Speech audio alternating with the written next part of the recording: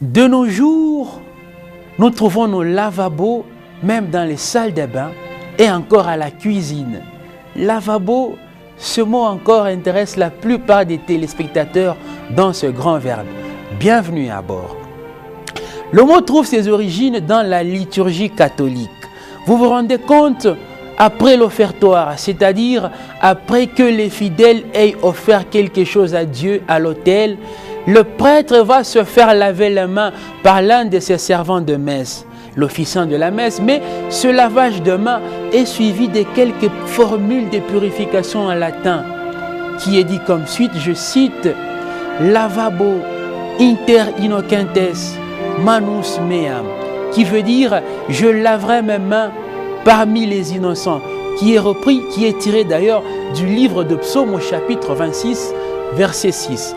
Pourquoi? Parce que avant la consécration de ces offrandes, l'officiant de l'office divin, l'officiant même de cette messe, doit se purifier, étant aussi un pécheur, doit se laver avant de passer à la transsubstantiation, c'est-à-dire la transformation du pain et du vin en corps et sang du Christ.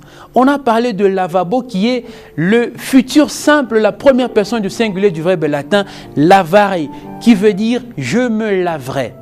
Mais oui, en 1504, on a employé le terme lavabo pour désigner le linge avec lequel le prêtre s'essuie la main. Bien sûr parce qu'il y a deux servants, c'est lui qui lui verse les mains, qui lui verse de l'eau sur les mains, et c'est lui qui lui tend ce qu'on a appelé lavabo, qui a plus tard pris le nom de manuterge. Évidemment, le terme lavabo a désigné au XVIIe siècle, et cette fois-là avec l'invention, avec l'arrivée de la céramique, on a parlé de cette petite cuvette incrustée dans les murs, pour se laver le visage ou encore se laver tout le corps. Lavabo a désigné par euphémisme les lieux d'aisance ou encore ce local composé de plusieurs cuvettes de lavabo où l'on peut aller s'installer tranquillement pour passer quelques toilettes. Mais oui, le mot a pu changer, il est sorti de son usage de la propreté.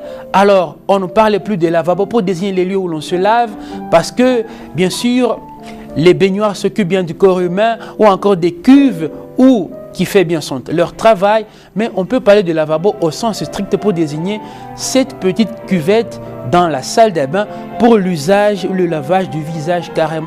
On parle également de lavabo à la cuisine où l'on peut laver les aliments et encore les assiettes.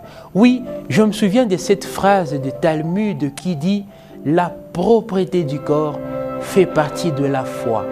Tâchez d'y penser.